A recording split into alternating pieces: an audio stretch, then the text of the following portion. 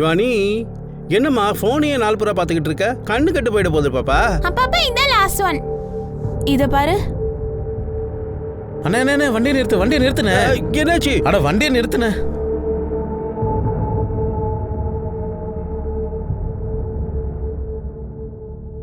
அண்ணே வானே பானிபூரி சாப்பிடலாம். அட வேற ஏதாவது சாப்பிடலாம்ப்பா. டெய்லி அதிகம் சாப்பிட்டா அசிடிட்டி வரும். அதெல்லாம் ஒண்ணும் இல்ல. ஒண்ணு சாப்பிட்டா ஒண்ணும் ஆகாது. சரியா? ப்ளீஸ்ண்ணே வானே. நீ வேறடா. சரி வா. சரி வா போலாம். நீங்க வேணா போங்க, நான் வரல.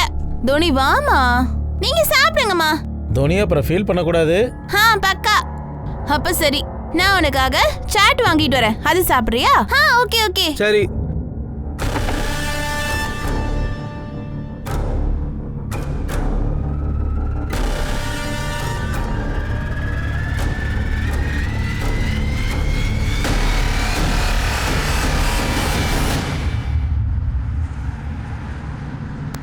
தம்பி இந்தப்பா, நல்லா இருந்தது. என்ன இருந்தாலும் இந்த பானிபூரி தான் டாப் டிஷ் இல்லை? இது குழந்தைக்கு ரொம்ப பிடிக்கும் பாரு. இது அவளோட ஃபேவரட். தோனி எங்க போயிட்டா? தோனி போ அங்க எங்கேயாவது சரி. தம்பி ஒரு சின்ன பொண்ணு வண்டியில் உட்காந்துருந்தா பாத்தீங்களா?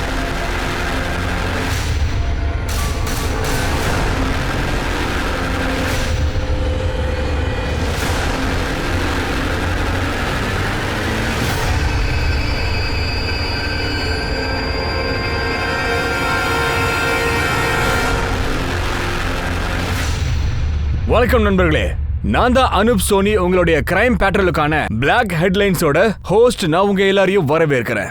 10 வயசான சின்ன பொண்ணு கண்ண மூடி கண்ண திறக்கிறதுக்குள்ள எங்க போயிட்டா?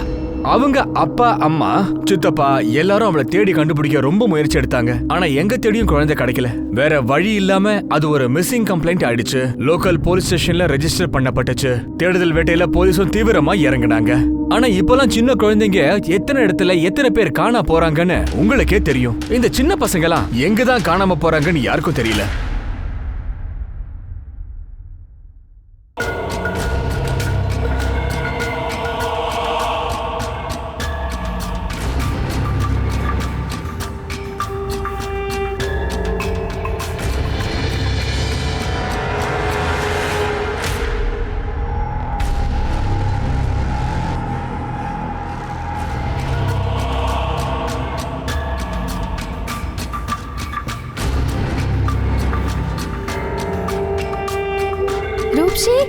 நீ இன்னுமா ரெடி ஆகல? நீ ஸ்கூல் போக வேண்டாமா? நான் வரல. எனக்கு ஸ்கூலுக்கு வரவே பிடிக்கல. வாய் மூடு. என்ன பண்ற? சீக்கிரம் வா, பேக் பிடி. இங்க நின்னா இப்படிதான் லிப்ஸ்டிக் போட்டுட்டே இருப்ப. வா. அக்கா சோனா, இங்க பாரு. இவங்க தான் நம்மளோட அம்மா. அப்புறம் ரூப்ஸ்ரீயோட அக்கா இருக்கால, அர்ச்சனா. அது மாதிரி நான் தான் உனக்கு அக்கா. சரியா? அழகா உள்ள கூட்டிட்டு போ. சரி போடி. ஹே லக்ஷ்மி, என்ன பண்ற நீ? ஒரு பறவைக்கு சரகு உடைஞ்சு போச்சு, இன்னொரு பறவை பறக்க துடிக்குது. எப்படி நீ தொழில் பண்ணுவ? அப்புறம் இது கஸ்டமர் வர நேரமாச்சே. நீ போய் உன் வேலைய பாரு. நீ எப்படி போனி பண்றன்னு பாக்குற. என்கிட்ட என்னோட அஞ்சனா இருக்கா, நிறைய பணம் சம்பாதிக்கிறா. புரிஞ்சுதா? எங்க கிட்ட இருக்கால, தாசிகளோட ராணி என்னோட ரூப்ஸ்ரீ. இந்த வருஷம் இவ்வளவுதான் நான் சமர்ப்பணம் பண்றேன். இங்க வாமா, உனக்கு ஒரு கருப்பு மச்சம் வைக்கிறேன். பக்கத்து வீட்டுக்காரங்க கண்ணு பற்றக்கூடாதுல்ல. அஞ்சனா உள்ள போ. இவங்க கிட்ட எல்லாம் பேசவே கூடாது. போ. சரி நீங்க போங்க. அஞ்சனா, இன்னைக்கு நீ ரெடி ஆயிட்டியா இல்லையா? கஸ்டமர் ஏற்கனவே வந்தாச்சு. பங்களால மலையேறி இறங்கினதுக்கு அப்புறம் ராத்திரி வருவான், தாசியோட விளையாட வருவான்.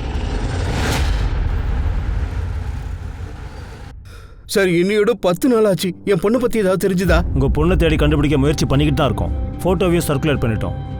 எல்லா இன்ஃபார்மர்ஸையும் ஆக்டிவேட் பண்ணிட்டோம். உங்க பொண்ணு கூடிய சீக்கிரமே கிடைச்சிருவா.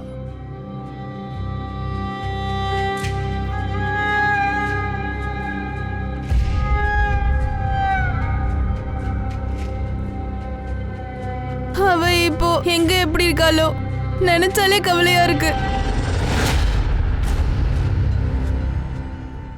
அட பிரபாத சாரிகா, இந்த பொண்ணு நிஜமாவே ஸ்பெஷல் தான். ஓ, உனக்கு அதிர்ஷ்டம் தான் போ. இவதான் உன்னோட அதிர்ஷ்ட தேவதை. வாமா வாமா, உனக்கு உன்னோட அதிர்ஷ்டத்துக்கான இன்ஜெக்ஷனை போட்டு விடுறேன். வா வா வா.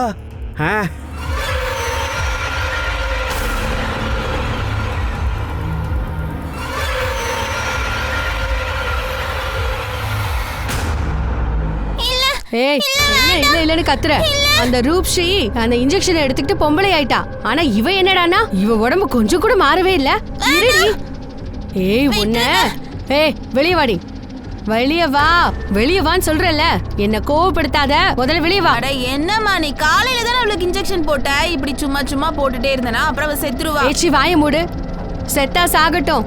நீ இங்க என்னடி பண்ணிட்டு இருக்க? போய் உன் வேலையை பாருடி, இல்லனா உன்னை கொன்னு போட்டுருவேன். நீ வா வாடி.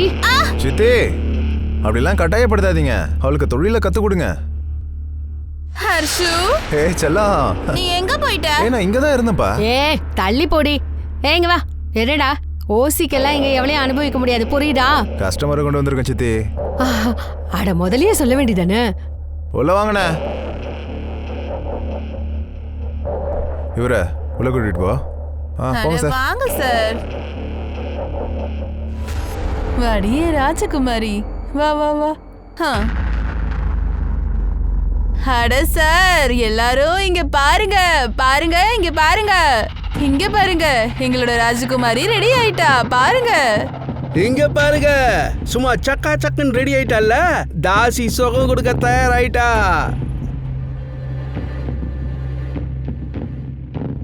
வாடா செல்லம், உள்ள போ. போமா. சொல்றதை கவனமா கேளுங்க. அந்த பொண்ணுக்கு மலைக்கோயில் தேவதையோட ஆசீர்வாதம் இருக்கு. அட என்ன சார் யோசிக்கிறீங்க? விலைய சொல்லுங்க. விலைய கேளுங்க. எவ்வளவு பணம்? சார் அவ இன்னும் கண்ணி கழியாத பொண்ணு. முழுசா அவளுக்கு 50,000 வேணும். 50,000மா?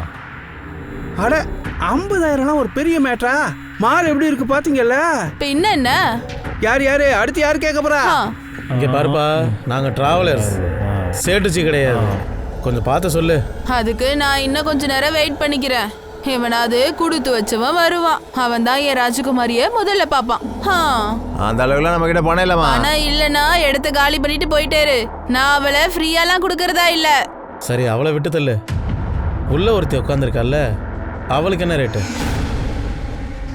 அடே நாசமா போனவனே, அவ ஒண்ணு தாசி இல்லடா. பொண்ணு வேணும்னா பணம் எடுத்துட்டு வா, இல்லனா எடுத்து காலி பண்ணு. பணம் இல்லாம வந்துட்டோம். பேரை சொல்லு, ஊரை சொல்லுன்னு. சரிதா போடா.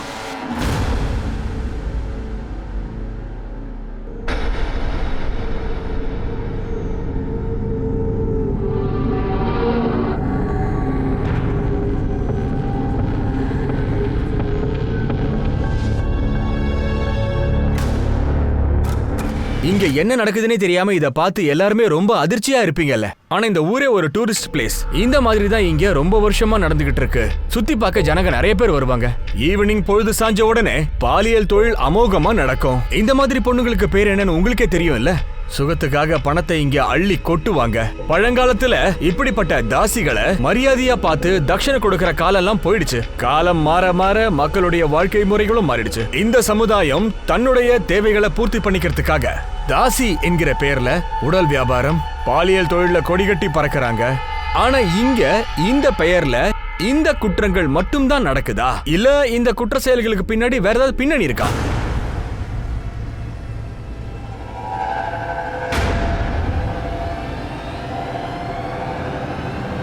அட பாப்பா, எந்திரிமா எந்திரி.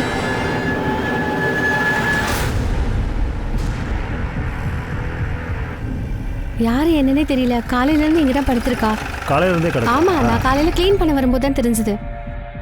தள்ளுங்க தள்ளுங்க, வாங்க இந்த பக்கம் வாங்க, எல்லாரும் இந்த பக்கம் வாங்க.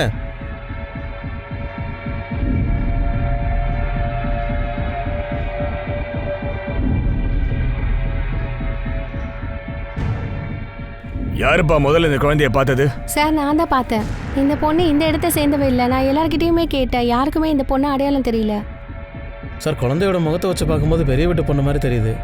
இங்கே பக்கத்தில் பஸ் ஸ்டாப் வேற இருக்கு. இப்படி இருக்கும்போது எப்படி சார் நடந்தது? யாரோ குழந்தைய கொண்டுட்டு இங்க ரோட்ல போட்டு போயிருக்காங்கன்னு நினைக்கிறேன். கூலா நடந்து போயிருக்கான். ஆனால் சார், இந்த மாதிரி பொண்ணை பற்றின கம்ப்ளைண்ட் எதுவும் இது வரைக்கும் நம்ம ஸ்டேஷனுக்கு வரல சார். ஒருவேளை வேற ஏதாவது போலீஸ் ஸ்டேஷனுக்கு போயிருக்கான்னு விசாரிக்கிறேன் சார். இதோ பாருங்க சார், ஒரு பையன் அந்த பொண்ணை தூக்கிட்டு வந்துட்டு இருக்கான். அங்கே பாருங்க, அந்த பொண்ணு அப்படியே கீழே விழுந்துட்டா. சார் அந்த பொண்ணு ஏற்கனவே செத்துட்டா போல இருக்கு. கொஞ்சம் ஜூம் பண்ணி போங்க. அப்போ டைம் என்னன்னு பாருப்பா. ராத்திரி 10:30 மணி சார். இது வேற ஒரு சிசிடிவி கேமராவோட ஃபுட்டேஜ் சார். இந்த ஃபுட்டேஜில் அந்த பையன் பஸ்ஸில் உட்காந்து வந்தது தான் தெரியுது. இந்த பஸ் பக்கத்து டவுனுக்கு தானே போகுது? Right sir. நீங்க என்ன பண்றீங்கன்னா அந்த ஊர் லோக்கல் போலீஸ் அப்படிங்க சிசிடிவி ஃபுட்டேஜ் எல்லாம் அவங்களுக்கு ட்ரான்ஸ்ஃபர் பண்ணுங்க. அந்த கில்லரை உடனே பிடிச்சாகணும். ஒரு சின்ன குழந்தைய கொண்டுட்டு இருக்கான், அவனை விடவே கூடாதியா.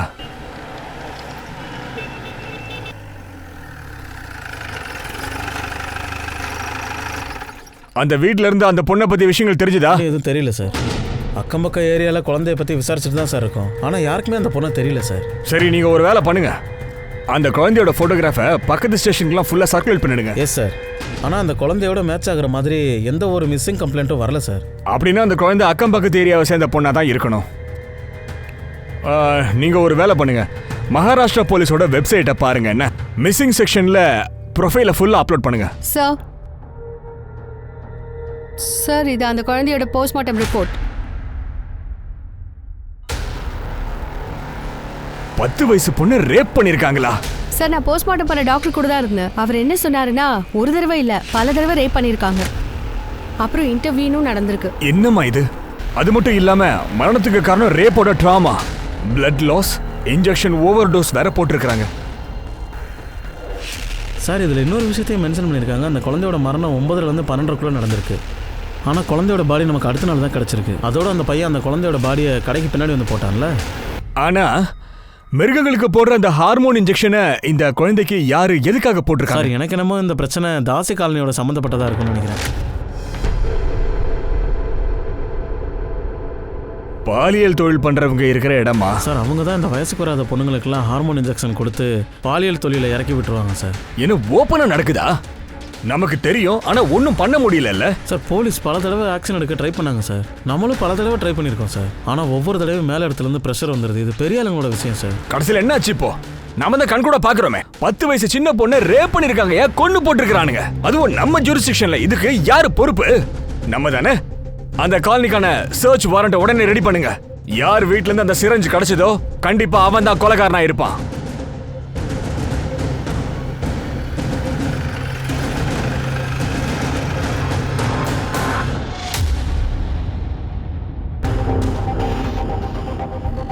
எந்தெந்த வீடு? சார் இந்த ஏரியாவில் 2 வீடு இருக்குது. வீட்டுக்கு வெளியில் பொம்மையை கட்டி தொங்க விட்டுருப்பாங்க சார். அது அந்த வீட்டுக்கான அடையாளம் சார், பாலியல் தொழிலுக்கானது. இன்னும் 2 வீடு பின்னாடி தெருவில் இருக்குது. இதோ இந்த வீடு ஒன்று சார், திறந்தா சார் இருக்கு. நீங்க இந்த பக்கம் போய் பாருங்க, வாங்க. என்ன என்ன என்ன பண்றீங்க? இங்க பாருங்க சார், போலீஸ்க்கு புதுசா வந்திருக்கீங்களா என்ன? யூனிஃபார்ம் போட்ட யாரும் இங்க வரக்கூடாது. முதல்ல இங்க இருந்து கிளம்புங்க. இங்க பாருங்க, எங்க கிட்ட சர்ச் வாரண்ட் இருக்கு. இந்த வாரண்ட் கீரண்ட் எல்லாம் எங்களுக்கு தெரியாது. கிளம்புங்க முதல்ல. இங்க என்ன நடக்குதுன்னு எங்களுக்கு தெரியும். சின்ன குழந்தைங்களை வச்சு பாலியல் தொழில் பண்ணிட்டு இருக்கீங்க. நீ அந்த பக்கம் போமா, போய் பாரு. வெளியில இருந்து பொம்பளைங்க யாரும் உள்ள போக முடியாது. எங்களை தள்ளி விட்டுட்டு போக பாத்தீங்க, அவ்வளவுதான் சொல்லிட்டேன். நாங்க தான் சொல்றோம்ல, கிளம்புங்க. போக முடியாது. யாரையும் நாங்க உள்ள விட மாட்டோம். ஃபோன் பண்ணு சீக்கிரம். போ, பின்னாடி போ. கைய விடுங்க. வர முடியாது உங்களால. போங்க. எங்க கைய விடுங்க. கைய விடுங்க. போங்க. பின்னாடி போங்க. தள்ளி நில்லு. எங்க காலனிக்குள்ள எவ்வளவு தைரியம் தான் நீங்க எல்லாம் வந்திருப்பீங்க. என்ன நாடகம் இதெல்லாம்? இது விளையாட்டும் இல்ல, நான் விளையாடவும் இல்ல. முதல்ல எங்க இருந்து கிளம்பு சொல்றேன்ல. எங்க கிட்ட சர்ச் வாரண்ட் இருக்கு, நாங்க தேடி ஆகணும். என்ன சொல்றாங்க இந்த ஆள்? என்ன சொல்றான்னு உங்க யாருக்காவது புரியுதா? எங்களுக்கு அதெல்லாம் புரியாது. முதல்ல கிளம்புங்க சொல்றேன்ல. வழி மறைக்காதீங்க, நாங்க தேடி ஆகணும். சார் ஒரு தடவை சொன்னா புரியாதா உங்களுக்கு? இங்க பாருங்க, இப்போ நீங்க மட்டும் இங்க இருந்து போகல, நான் இந்த பெட்ரோலை என் மேல ஊத்திக்கிட்டு கொளுத்திக்க வச்சிட்டேன். நாடகத்தை நிறுத்துமா, போமா அப்படி. என்ன பண்ற இந்த பொம்பளை? புடிமா போ. அட சார், எதுக்காக இங்க நிக்கிறீங்க? இங்க இருந்து போயிடுங்க. இந்தாமா வத்தி போட்டி 10 வச்சுக்க, கொளுத்திக்க. போ. நிறுத்துங்கம்மா. சார் நம்ம இங்கிருந்து போயிடலாம் சார், பிரச்சனை பெருசாகுது. அப்புறம் பார்த்துக்கலாம் சார். இந்த மாதிரி சமுதாயம் குற்றவாளிகளுக்கு கொஞ்சம் கூட குறைஞ்சவங்க இல்ல. காவல்துறை யூனிஃபார்ம்ல இருக்கும் போது அவங்களால ஒண்ணும் பண்ண முடியாதுன்னு இவங்களுக்கு நல்லா தெரியும். கட்டுப்பாடுகளை மீற முடியாதுன்னு தெரியும். எல்லாம் தெரிஞ்சிருக்கு. இதை வச்சுதான் விளையாட்டு காட்டிக்கிட்டு இருக்காங்க. ஆனா இவங்களை எப்படி வழிக்கு கொண்டு வர்றதுன்னு காவல்துறைக்கு நல்லாவே தெரியும். நேரடியா சில விஷயங்களை செய்ய முடியாத சூழ்நிலையில காவல்துறை எப்பவுமே அன்அபிஷியலா சில வேலைகளை செஞ்சுதான் ஆகணும். அதுவும் காக்கி சட்டை இல்லாம தான். பெரிய பெரிய குற்றவாளிகளுக்கு இது தெரியும், தப்பிக்க முடியாத சூழ்நிலை வரும்னு. இந்த ஜனங்களுக்கு தெரியும், காவல்துறை யூனிஃபார்ம் இல்லாம வந்தாங்கன்னா அப்போ நிலைமை என்ன ஆகும்னு சொல்லி. இந்த குழந்தைய பார்த்தீங்களா? இல்லை சார், இந்த பொண்ணு எங்கள் வீட்டு பொண்ணெல்லாம் இல்லை. சரி, இவனை? இல்ல சார். தெரிஞ்சாலும் சொல்ல மாட்டீங்க. உங்களை பத்தி நல்லாவே தெரியும்ல.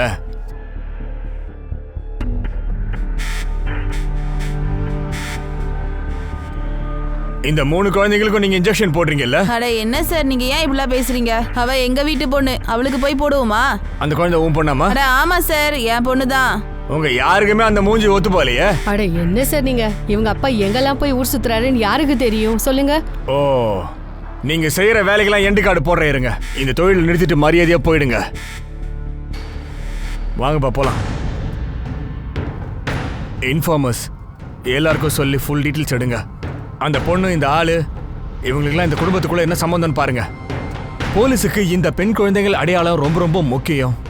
இங்க ஒரு மிகப்பெரிய கேள்வி என்னன்னா, இந்த பொண்ணு குஜராத்ல இருந்து இந்த பலான ஏரியா மகாராஷ்டிராக்கு எப்படி வந்து சேர்ந்தா? இந்த சின்ன பிஞ்சு குழந்தைய கொண்டவன் யாரு?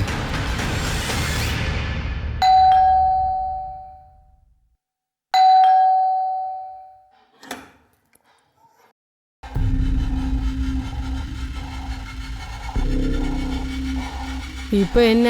அப்போ உனக்கு ஆனந்தே தெரியாது. தெரியாது. நீ பொய் சொல்றதுக்கு முன்னாடி ஒரு தடவை யோசிச்சுக்க. சார், பொய் சொல்லாம வேற என்னதான் சார் பண்றது? அத்தனை பேர் முன்னாடி நான் எப்படி சார் உங்ககிட்ட சொல்றது? அந்த பையன் இருக்கால ஆனந்த், அவன் என் பொண்ணை பார்க்க அடிக்கடி இங்க வந்து போவான். கடைசியில் அவன் ஒரு நாள் என் பொண்ணை கூட்டிட்டு ஓடி போயிட்டான். அந்த பையன் வெப்பன்ஸ் விற்கிறவன், அதோட ரேபிஸ்ட் கூட. அட கடவுளே, இப்போ என் பொண்ணு நிலைமை என்ன ஆகும்? அட கடவுளே, அவன் எங்க தங்கியிருக்கான்ற விஷயம் எல்லாம் உங்களுக்கு தெரிஞ்சிருக்கும்ல? அதானே தெரியல சார். இந்த மாதிரி ஆளுங்க நிரந்தரமா ஒரு இடத்துல தங்குவாங்களா? இந்த குழந்தையோட போட்டோ பாரு. அவன் இந்த குழந்தையோட எப்பயாவது வந்திருக்கானா? இல்ல சார், இது வரைக்கும் இந்த பொண்ணை நான் இங்க பார்த்ததே இல்ல. ஆனந்த் கூடயும் நான் இந்த குழந்தைய பார்க்கல. ஏற்கனவே என் பொண்ணை காணும், நான் மனசு உடைஞ்சு போயிருக்கேன் சார். கவலைப்படாத, கடவுள் நமக்கு ஒரு வழி காட்டுவாரு. சரியா? நல்லா இருக்கல்ல?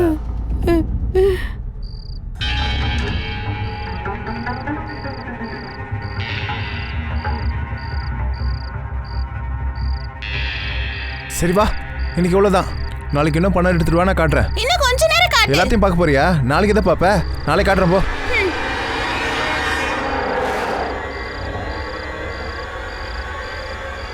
சோனாவுக்கும் அதை காட்டேன். அதனால எனக்கு என்ன கிடைக்கும்?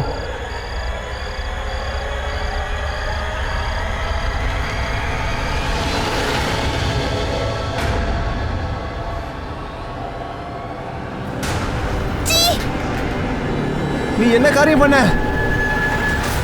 இவ்வளோலாம் வச்சுக்கிட்டு ஒன்றும் பண்ண முடியாது.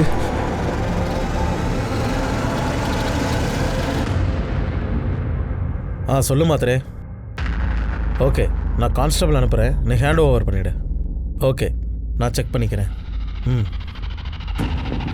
சார், டோலாப்பூரில் ஆனந்த் இருக்கிற இடம் தெரிஞ்சு போச்சு சார். அவன் கூட இன்னொரு பொண்ணு இருக்கா சார். சார், அந்த பொண்ணு ஹேமாவோட பொண்ணு. சார்,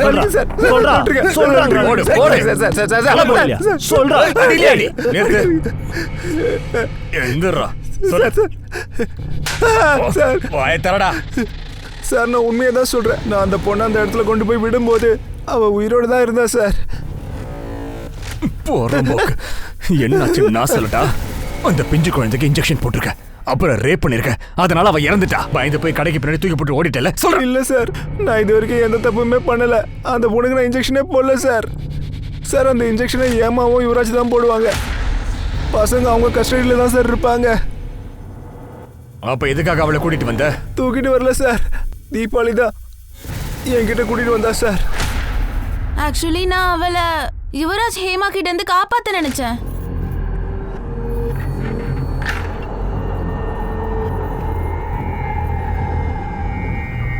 அக்கா, என்ன காப்பாத்துங்க ப்ளீஸ், காப்பாத்துங்கக்கா. பாப்பா எந்திரி. அதுக்கப்புறம் நான் அவளை என் கூட கூட்டிக்கிட்டு ஆனந்த் கிட்ட போனேன். தீபாவளி, ஆனந்த், நீ எதுக்கு இவ்வளவு கூட்டிட்டு வந்த? ஆனந்த் இவ அழுதுட்டு இருந்தா, அம்மா கிட்ட போகணும்னா. இப்ப அவ அம்மாவை நான் எங்க போய் தேடுறது? ஆனந்த், இவளை கோவில்ல இல்லனா ஏதாச்சும் அநாத ஆசிரமத்துல விட்டுறியா? இவ இங்கே இருந்தானா அப்புறம் என்ன மாதிரியே ஆயிடுவா. வேலை பேசி வித்துருவாங்க. சரி, இங்க பாரு, நீங்க ரொம்ப நேரம் நிக்கிறது சரி வராது. நீ ஒரு வேலை பண்ணு, கொலாபூருக்கு கிளம்பிடு. அதான் அந்த அட்ரஸ் இருக்குல்ல, அங்க கொண்டு போய் விட்டுரு. ஓகேவா? Okay sir. இதெல்லாம் நீ சொல்றதுதான். நீ தைரியமா சொல்ல வேண்டியது தானே, விக்கிறதுக்காக அவளை தூக்கிட்டு வந்துட்டேன்னு. சார், நான் தீபாவளி கூட எங்கேயாவது ஓடி போயிடலான்னு நினைச்சிட்டு இருந்தேன். தீபாவளி ஒரு வேலை குழந்தை விற்கிறதுக்கு பிளான் பண்ணிட்டு இருக்காளா இல்லையான்னு எனக்கு தெரியாது. இல்ல இல்ல இல்ல, எனக்கு தோனியை விக்கலாம் பிளான் கிடையவே கிடையாது. கண்டிப்பா அந்த மாதிரி அந்த ஆனந்தா செஞ்சிருப்பா. அதனாலதான் அவன் முதல்ல என்ன கொல்லாப்பூருக்கு அனுப்புனா. சார், நான் அந்த குழந்தைய விற்கவும் இல்லை, இன்ஜெக்ஷன் போடவும் இல்லை, அந்த பொண்ணை நான் ரேப் பண்ணவும் இல்லை சார். நான் உண்மையை தான் சொல்றேன், தயவு செஞ்சு நம்புங்க சார். தீபாவளியோட மனசுல என்ன இருந்துச்சுன்னு எனக்கு சத்தியமா தெரியாது. தீபாவளியை கூப்பிடுறா. என்னடா சொன்ன? என்ன சொன்ன? அந்த குழந்தையை நான் விக்க போறேன்னு சொன்னியா? நீ என்னடா பண்ண? உன்கிட்ட நான் என்ன சொன்னேன்? சொல்லுடா. விடுன்றே. நான் எதுவும் பண்ணல. சொல்றது அம்மா அப்பாக்கு ஃபோன் பண்ணுங்க. ஹேமாவை யுவராஜை வர சொல்லுங்க. உண்மை எதுன்னு அப்ப தெரியும். அவங்க ஒண்ணு அம்மா அப்பா இல்ல. இல்லையா? எனக்கு 10 வயசா இருக்கும்போது அவங்க என்ன வாங்கிட்டு வந்தாங்க. அந்த தோனியை வாங்கின மாதிரி. அவங்க சும்மா மத்தவங்க முன்னாடி எனக்கு அம்மா அப்பான்னு சொல்லி ஏமாத்திக்கிட்டு இருக்காங்க. யார்கிட்ட இருந்து வாங்கிட்டு வந்தாங்க? சார், அது வந்து ஏமாவும் யுவராஜ் தான் உங்களுக்கு சொல்ல முடியும். சார். சார், எங்களை மன்னிச்சிடுங்க சார், நாங்க உங்ககிட்ட போய் சொல்லிட்டோம். அது என்னன்னா, பயணிகள் வந்து போகும்போது தேவதாஸ் வீட்லேருந்து பலாத்கார் இல்லைன்னா யாராவது செத்துட்டாங்கன்னா அது நல்ல விஷயம் இல்லை. அது எங்கள் தொழிலை ரொம்ப பாதிக்கும் சார். அதனால தான். துவனியை எங்கேருந்து வாங்கிட்டு வந்த? சார், நாங்கள் பக்கத்தில் ஸ்டேட் இருக்குல்ல, அங்கேருந்து தான். டாக்குமெண்ட்ஸ்லாம் கூட வச்சுருக்கோம்.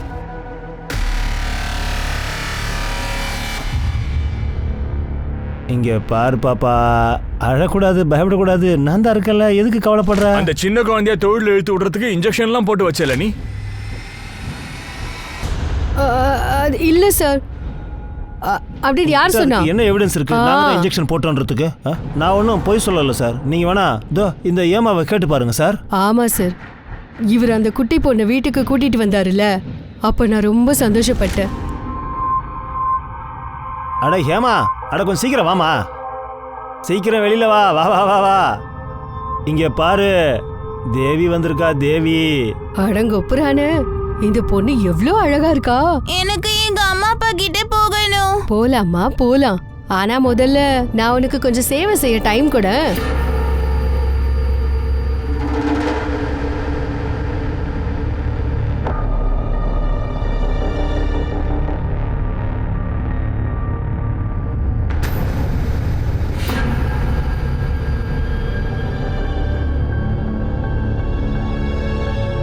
கொஞ்ச நேரத்துக்கு அப்புறம் நான் அவளை குளிக்க கூட்டிட்டு போனேன். அப்புறம் நான் அவ தலையில தண்ணி ஊத்தும் போது எனக்கு ஒரே அதிர்ச்சி ஆயிடுச்சு சார். அவளை ஏற்கனவே யாரோ ஏதோ பண்ணிட்டாங்க போல இருக்கு. நீ சொல்றதை எப்படி நாங்க நம்புறது? சார், தேவி மாதா மேல சத்தியம் பண்ணி சொல்றேன் சார். குழந்தைய தத்தெடுத்துட்டு வந்தியா இல்ல திருடிட்டு வந்தியா? இல்லங்க, இல்ல சார், இல்ல, நாங்க அவளை தத்து தான் எடுத்தோம். ஆமா சார். யார்கிட்ட இருந்து? அது சொல்லியா?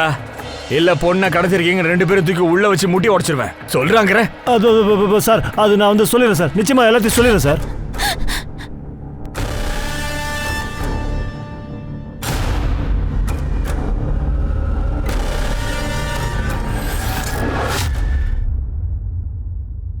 சார், இவன் Mansukh Patel sir. 7 state police இவனை தான் தேடிட்டு இருக்காங்க சார். சார், முக்கியமாக விமன் ரப் கிங், சைல்டு ரப் கிங், இது எல்லாத்துலேயும் இவன் இன்வால்வ் இருக்கான் சார். அப்போ இவன் வெறும் கைகூலி தான். உண்மையான கேடி வெளியில எங்கேயோ இருக்கு. கண்டிப்பா சார், யாராவது மன்சுக் பட்டேலுக்கு இந்த குழந்தைய வித்திருக்கலாம், அப்புறம் மன்சுக் பட்டேல் இவங்களுக்கு வித்திருக்கலாம். சின்ன குழந்தைங்களை எப்படி விலை கொடுத்து வாங்குறாங்க? போலீஸ் கடுபிடிக்கு பயந்து அடாப்ஷன்ற பேர்ல நாடகம் ஆடுறாங்க. சரியா சொன்னீங்க சார். இப்ப பாலியல் தொழில இதெல்லாம் பேஷன் ஆயிடுச்சு சார். அப்புறம் இவங்க சொல்றதெல்லாம் வச்சு பார்த்தா அவங்க தங்களோட குழந்தைங்களை மட்டும் வச்சு பாலியல் தொழில் பண்றாங்க சார். ஓகே, ஒரு கை பார்த்துடலாம். மூடி மறைச்சு அவனுங்களே தைரியமா குற்றம் பண்ணும்போது நம்ம என்ன சாதாரணமா? இந்த கேடி பையில அடிச்சு தூக்குனா தான் குழந்தையோட உண்மையான அம்மா அப்பா யாருன்னு தெரிஞ்சுக்கலாம். ஸ்டேட் போலீஸ உடனே கான்டாக்ட் பண்ணி கேளுங்க. இன்ஃபார்மர்ஸுக்கெல்லாம் கியூ கொடுத்துருங்க. அந்த மன்சூர் பட்டேல் எங்க இருந்தாலும் சரி, அந்த ராஸ்கலை தூக்குங்க. சார் இந்த துணி தேசாய் பேரை வச்சு பார்க்கும்போது குஜராத்தி மாதிரி இருக்கா. மும்பையில் கூட ஏராளமான குஜராத்திஸ் இருக்காங்க. நான் ஒரு வேலை செய்கிறேன் சார், மும்பை போலீஸை காண்டாக்ட் பண்ணுறேன். குஜராத் போலீஸையும் காண்டாக்ட் பண்ணுங்க. Okay sir. சார் தீபாவளியும் ஆனந்தியும் என்ன சார் பண்றது? இந்த கேஸ் சால்வ் ஆகாத வரைக்கும் உங்களுக்கு ஒன்றும் கிளியரா சொல்ல முடியாது. ஹலோ, நான் சப் இன்ஸ்பெக்டர் தேவன் பட்டேல், சாம்ஜே போலீஸ் ஸ்டேஷன்லேருந்து கால் பண்ணுறேன். நீங்கள் எந்த குழந்தையோட ஃபோட்டோவை ஷேர் பண்ணீங்களோ அதோட மிஸ்ஸிங் கம்ப்ளைண்ட் எங்களோட போலீஸ் ஸ்டேஷனில் 15 நாளுக்கு முன்னாடி அவங்க அப்பா அம்மா 2 பேரும் சேர்ந்து வந்து கம்ப்ளைண்ட் கொடுத்தாங்க. ஓகே, நீங்கள் இங்கே வந்து குழந்தையோட பாடியை வாங்கிக்கோங்க. ஓகே. நாங்கள் இப்போ கூட இன்வெஸ்டிகேட் பண்ணிட்டு தான் இருக்கோம். தோனியோடைய கிட்னாப்பை யார் இந்த பண்ணாங்க? குழந்தையோட கிட்னாப்பிங் நடந்துச்சு இல்ல, அப்ப கூட யாரெல்லாம் இருந்தது? அவங்க 3 பேர் தான் சார். அவளோட அப்பா அம்மாவும் சித்தப்பாவும். ஆனால் அவங்களுக்கு யாருக்கும் எதுவும் தெரியல, எந்த சத்தமும் கேட்கல. சிசிடிவில தான் இருந்துச்சா? இல்லை சார், அந்த ஏரியாவில் சிசிடிவி கேமரா இல்லை. இருக்கிறதும் சரியா ஒர்க் ஆகும். கிட்னாப்பிங் போது சத்தம் வரல, வேற எந்த பிரச்சனையும் இல்லை அப்படின்னா தெரிஞ்சவங்க கூட தான் குழந்தை அங்க இருந்து கிளம்பி இருக்கான்னு அர்த்தம். இல்லைன்னா அவளோட கவனம் சாப்பாடு மேலே வந்திருக்கும். வெளியாளுங்க யாராவது கிட்னாப் பண்ணிருக்கலாம்ல. அட வாங்கின பானிபூரி சாப்பிடலாம். சரி சரி வா போலாம். நீங்க போங்க, நான் வரல.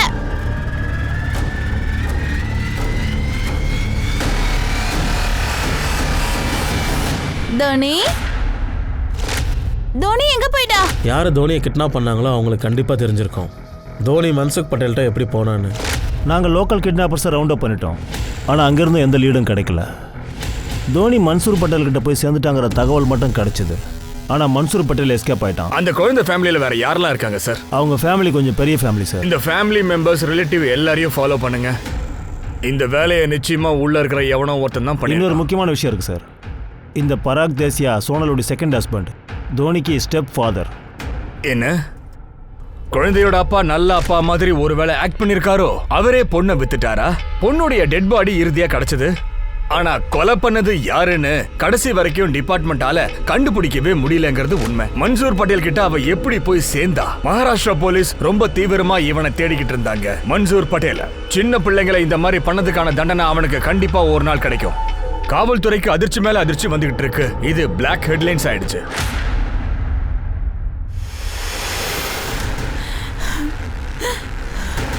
லட்சுமி, நீதான் என் பொண்ணை கொன்னியா? உன்னை வெட்டாம விட மாட்டேனா? நான் சொல்றத கேளு. உன் பொண்ணு அவதான் கொன்னுருப்பா. ஏய் என்ன சொல்ற? இவ உன்கிட்ட பணத்தையும் வாங்கிக்கிட்டு கடைசில உன் பொண்ணையும் கொண்டுட்டா போல இருக்கே. என்ன விடு. சொன்ன கேளு, அவளை விடு. என்ன விடு. எதுக்காக என் பொண்ணை கொன்ன? நாங்க எதுக்கு உன் பொண்ணை கொல்லணும் சொல்லு.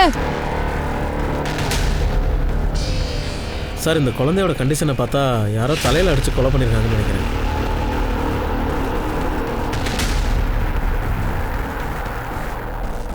அங்க பாருப்பா,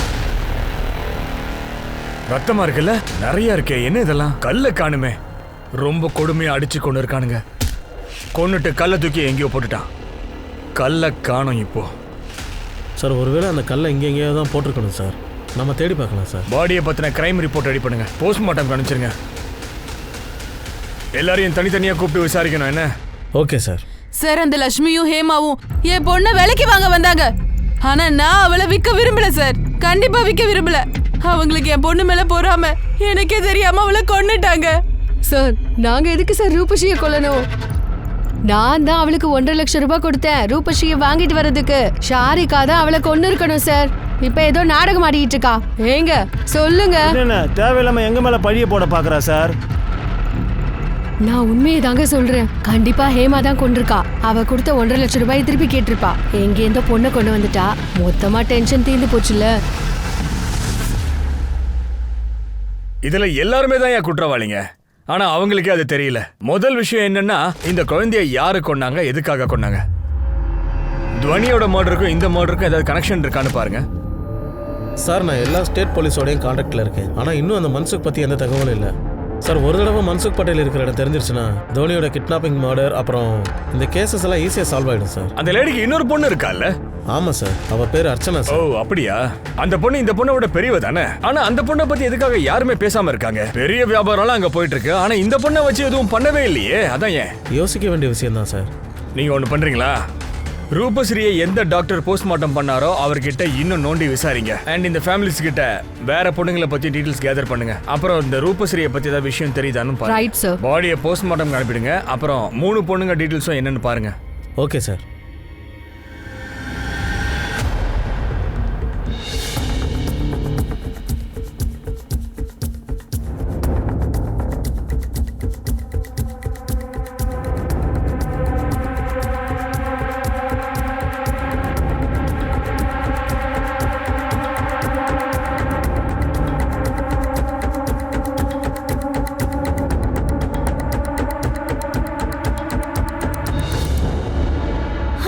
நான் பிரெக்னெண்டா தான் இருக்கேன். இதுல என்ன இருக்கு? இதுல பிரச்சனை என்னன்னா அவ உங்களுடைய முதல் கல்யாணத்துல பிறந்த பொண்ணு. இப்போ உங்களுக்கு 2வது கல்யாணத்துல குழந்தை பிறக்க போகுது. ஒருவேளை உங்க ஹஸ்பண்டோட குணத்துல ஏதாவது மாற்றங்கள் ஏற்பட்டிருக்கலாம்ல, இல்லைன்னா துனி அவருக்கு ஒரு ப்ராப்ளமா தெரிஞ்சிருக்கலாம்ல. சார் அவளால எனக்கு அப்படி ஒரு பிரச்சனை இருந்திருந்தா அவளை நான் கல்யாணமே பண்ணியிருக்க மாட்டேன் சார். ஆனால் நான் கல்யாணத்துக்கு அப்புறமா கூட துவனியை என்னோட சொந்த பொண்ணாக தான் நினச்சிக்கிட்டு இருந்தேன் சார். அப்புறம் எல்லா உறவுகளும் ரத்த உறவுகளாக இருக்கணுமா என்ன? மனசு நெருக்கமாக இருந்தால் போதும் சார். அது எப்படி நடந்திருக்கும்? திடீர்னு ஒரு பொண்ணு காணாம போயிட்டா, அதுவும் உங்க 3 பேருக்கு முன்னாடி. இப்போ எதுவும் தெரியாதுங்கிறீங்க. எனக்கு என்னமோ உங்க 2 பேருக்குமே இதுல சம்மந்தம் இருக்குன்னு தான் தோணுது. Enough inspector. என்கொயரின்ற பேர்ல நீங்க எது வேணாலும் பேசலாமா? உங்களுக்கு அது எவ்வளவு கஷ்டமா இருந்தாலும் சரி, நான் அந்த உண்மையை தேடி கண்டுபிடிக்காத வரைக்கும் உங்களை நான் திரும்ப போலீஸ் ஸ்டேஷனுக்கு வரவழைச்சிக்கிட்டு தான் இருப்பேன். சார் திரும்ப கேட்கறதுனால என்னோட ஸ்டேட்மெண்ட் மாறாது சார். நான் அண்ணனுக்கும் ஹெல்ப் பண்ணல, அன்னைக்கும் ஹெல்ப் பண்ணல சார். நான் 2 பேருக்கூடயும் சேர்ந்து பானிபூரி சாப்பிட்டு இருந்தேன். நான் போய் எப்படி சார் துணியை கிட்னாப் பண்ண முடியும்? இல்லை வேற யாராவது வச்சு பண்ண முடியுமா? சார் அந்த பொண்ணோட போஸ்ட்மார்ட்டம் ரிப்போர்ட் சார். ரூபஸ்ரீக்கும் ஹார்மோன் இன்ஜெக்ஷன் கொடுத்துருக்காங்க, ஆக்சிடாக்சின். இந்த குழந்தைக்கும் 10 வயசு தான் ஆகியிருக்கு. பெரிய தப்பு. இந்த இன்ஜெக்ஷனை சின்ன குழந்தைங்க மேல எத்தனை நாளா இவங்க போட்டுட்டு இருக்காங்கன்னு கண்டுபிடிக்கணும். குழந்தைங்க மனசையும் உடம்பையும் இவங்க சுயநலத்துக்காக பயன்படுத்திக்கிறாங்க. சார் இதுல ஒரு நல்ல விஷயம் இருக்கு. ரூபஸ்ரீ விஷயத்துல எந்த ஒரு செக்ஸுவல் ஆக்டிவிட்டியும் நடக்கல சார். ஒருவேளை மர்டருக்கான காரணம் அதுவே கூட இருக்கலாம்ல. மார்க்கெட்ல லான்ச் பண்றதுக்காக ரெடியா வச்சிருக்காங்க. சார் இதோ அர்ச்சனா அஞ்சனா சோனமோட மெடிக்கல் ரிப்போர்ட். இந்த பொண்ணுக்கு இன்னும் இன்ஜெக்ஷன் கொடுக்கல, ஆனா சோனாக்கு தொடர்ந்து இன்ஜெக்ஷன் போட்டிருக்காங்க. Yes sir. அர்ச்சனாக்கு வயசு 15 சார். அஞ்சனாக்கு வயசு 26 சார். டிஎன்ஏ டெஸ்ட் என்னாச்சு பாத்துட்டீங்களா? Yes sir. டாக்டர் வந்து அர்ச்சனா அப்புறம் ரூபஸ்ரீ கூடவே சோனா அப்புறம் அஞ்சனாவோட டிஎன்ஏ டெஸ்டையும் செக் பண்ணியிருக்காரு.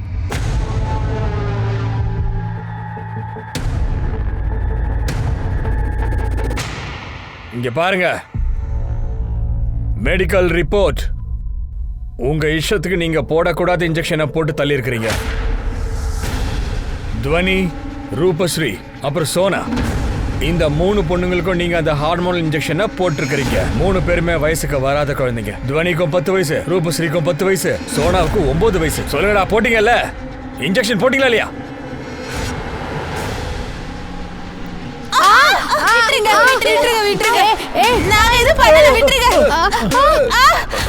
ஆமா நாங்க இன்ஜெக்ஷன் போட்டோம். அப்படி பண்ணலனா நாங்க தினம் எப்படி பொழைக்கிறது, சாப்பிடுறது? அது எங்களோட வழக்கம். குலதெய்வத்துக்கு பிடிக்காத விஷயத்தை யாரும் செய்யக்கூடாது. சாமி வந்து நான் உன் காதல நொட்டுச்சா?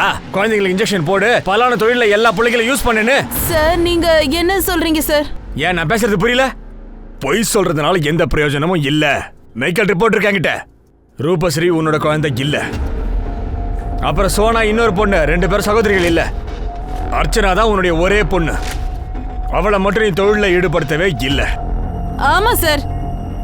ஏன்னா என்ன மாதிரியே அவளும் இந்த பாதாள சாக்கடையில விழுந்து நாசமா போக கூடாதுன்னு நினைச்சேன். அவளுக்கு கல்யாணம் பண்ணணும்னு நினைச்சேன். அவ வேற எங்கேயாவது போய் சந்தோஷமா இருக்கணும்னு நினைச்சேன். அதனாலதான் அவளை தள்ளியே வச்சா இதுக்குள்ள வரக்கூடாதுன்னு. ஆனா ரூபஸ்ரீயே கொன்னுட்டு இருக்க. இல்ல சார், இல்ல சார், நான் அவளை கொல்லவே இல்ல. அவ ஏன் குழந்தை சார். சார் சார் நான் எல்லாரையும் சரிசமமா தான் சார் பார்த்தேன். சார் சார் இந்த ஹேமா அப்புறம் லக்ஷ்மி அவங்க 2 பேரும் என் பொண்ணை பார்த்து பொறாமப்பட்டாங்க சார். வாய மூடுறி. மறுபடியும் உன்னோட கச்சேரி ஆரம்பிச்சிட்டியா நீ? குலதெய்வம் என்னை எரிச்சு கொல்லட்டும். நான் உன் பொண்ணை கொண்டிருந்தா அப்படிதான் நடக்கும். சரி வாய மூடுங்க. எது உண்மை எது பொய்ன்னு தெரியதான் போகுது. அது வரைக்கும் வாய மூடிட்டு இருக்கணும். நீங்க எல்லாருமே குற்றவாளி தானே.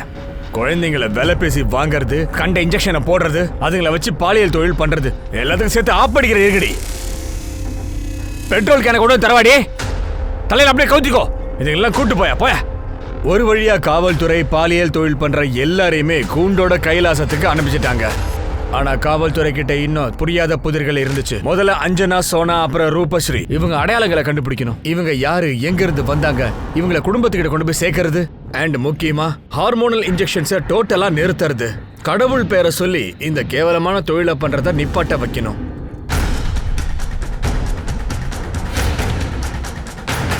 காவல்துறை ஏரியால இருக்கிற அத்தனை வீடையும் ரெய்டு பண்ணாங்க. அப்ப கிடைச்சது எக்கச்சக்கமான இன்ஜெக்ஷன்ஸ். ரெய்டு நடந்துட்டு இருக்கிற அந்த நேரத்துல ஒரு வீட்ல இருந்து ரத்த கரையோட ஒரு கல்லு கிடைச்சது.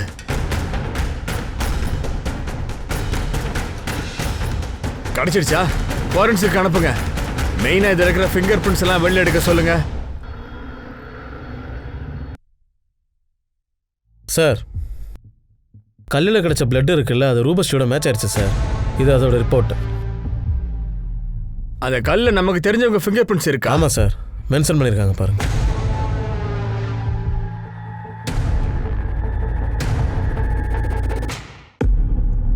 ஆமா, நான் தான் ரூபஸ்ரீயை கொன்னேன். ஏன்? சரி, நீ போய் ரெடி ஆயிட்டு வா. சரியா? சீக்கிரம் இவளுக்கு அந்த வீடியோ காட்டு. நான் ஏன் தாசி ஆகணும்? ஆமா, நீ தானே சொன்ன நான் உன்னோட பொண்ணுன்னு. நான் இதெல்லாம் பண்ணணும்னு எந்த அவசியம் இல்லைன்னு. ஆமா, அப்படி சொன்னேன். அப்ப ரூப்ஸ்ரீ நம்ம கூட இருந்தா. இப்ப நான் அவளை ஹேமாத்த கிட்ட அனுப்ப போறேன். அதுக்கு 1.5 லட்சம் கிடைக்கும். அதுக்கப்புறமா அந்த 1.5 லட்சம் ரூபாய் அப்புறம் நீயும் நிறைய சம்பாதிப்ப. நம்ம பணக்காரங்களாயிடுவோம். சரியா? அப்பவே நான் முடிவு பண்ணிட்டேன். ஒருவேளை அவளை யாரும் விலை கொடுத்து வாங்காம இருந்திருந்தா எனக்கு எந்த கஷ்டமும் இல்லை. ரூப்ஸ்ரீயால என்னோட வாழ்க்கையை நாசமா போச்சு. அதான் நான் அவளை கொன்னுட்டேன். ரூப்ஸ்ரீ, நாளைக்கு நீ போறல்ல, நான் உனக்கு ஒரு gift தரலான்னு இருக்கேன். கிஃப்ட்? என்னக்கா? எங்க இருக்கு அந்த gift? எங்க? அந்த கல்லு இப்ப எங்க கிட்ட தான் இருக்கு. இங்க பாருமா, பெரிய குற்றம் பண்ணிட்ட நீ. எல்லாத்துக்கும் நீயும் ஒரு வகையில பொறுப்பா இருந்திருக்க. இந்த சிஸ்டம் இப்படிதான்ப்பா சொல்லுது. ஒருவேளை சமூகத்துல இப்படிலாம் நடக்காம இருந்திருந்தா இன்னைக்கு நீயும் கொலைகாரியா இருந்திருக்க மாட்ட. இந்த சைல்டு டிராபிகிங்கோடைய பெரிய விஷயம் இன்னைக்கு ஒரு முடிவுக்கு வந்துடுச்சு. பாலியல் தொழில் இப்ப ரொம்ப பிரபலமாயிடுச்சு. அத காவல்துறை வேரோட அழிக்க முயற்சிகள் பண்ணிக்கிட்டு தான் இருக்காங்க. ஆனா இதுல சில தடங்கல்களும் இருக்கு. பெற்றவங்க மறுபடியும் அவங்கள ஏத்துக்க மாட்டேங்கிறாங்க. இன்னொரு பொண்ணோட அம்மா அப்பா எங்க இருக்காங்கன்னே தெரியல. அவங்கள இன்னும் தேடிக்கிட்டே தான் இருக்காங்க. ஹலோ. சுனில் சார், நானும் எவ்வளவோ தேடி பார்த்தேன், ஆனா எதுவும் கிடைக்கல. இந்த மன்சூர் பட்டேல் இருக்கான்ல, அவன் இருக்கிற இடம் எனக்கு தெரிஞ்சிடுச்சு. நம்ம ஆளுங்க அவனை தூக்கிறதுக்கு ரெடி ஆயிட்டாங்க. எனக்கு நீங்க ஒரு உதவி பண்ணணுமே. யார் இந்த குழந்தைங்களை வித்தாங்களோ அவங்களுக்கு இந்த மன்சூர் பட்டேல் தான் காசு கொடுத்துருப்பான். அந்த குழந்தைங்க ஃபேமிலி அப்புறம் ஃப்ரெண்ட்ஸ் அவங்க பேங்க் ஸ்டேட்மெண்ட்ஸ் எல்லாம் செக் பண்ணுங்க. யாருடைய அக்கௌண்ட்ல ஏதாவது பெரிய அமௌண்ட் டிரான்சாக்ஷன் ஆயிருந்தா அப்படின்னா கண்டிப்பா அவங்க தான் இதுல மெயின் விக்டிமா இருப்பாங்க. ஓகே.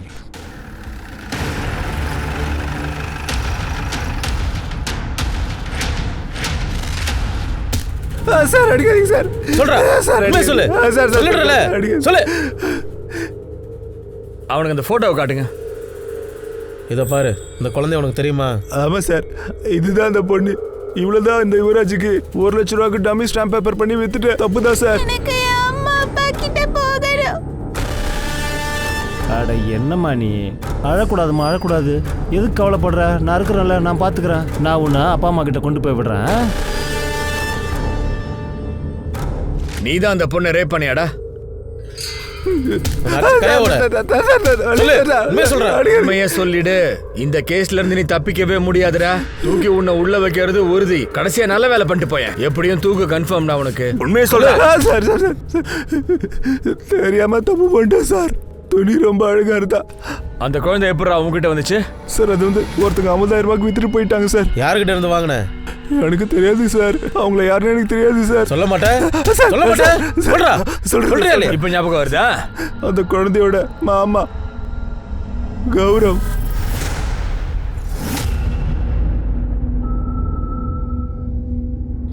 ஆமா, அது உண்மைதான்.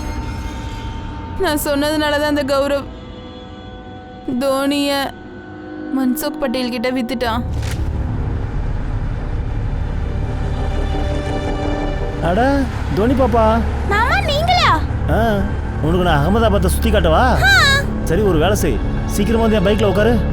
நம்ம வீட்டுக்கு போய் எல்லாருக்கும் சர்ப்ரைஸ் கொடுக்கலாம். ஓகே. மொபைல் அங்கேயே வச்சிரு. சரி. சீக்கிரம் வா. தோனியை யாருக்கும் தெரியாம அங்கிருந்து கூட்டிட்டு போயிட்டேன்.